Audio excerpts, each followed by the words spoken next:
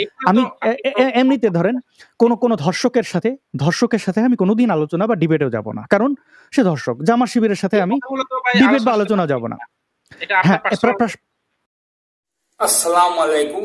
আপনারা দেখলেন নাস্তিক বাটপার আসাদ নূর, সে বলছে যে জামাতের কোনো লোকের সঙ্গে সে কখনো আলোচনা করবে না বা কথা বলবে না।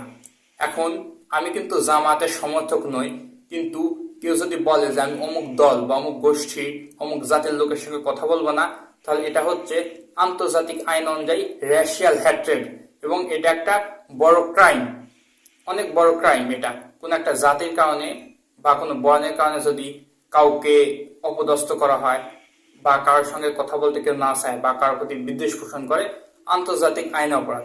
এখন আসাদ নয় সে ধর্মীয় আইন কোরআন হাদিস মানুক বা না মানুক, তাকে আন্তর্জাতিক আইন তাকে মানতেই হবে।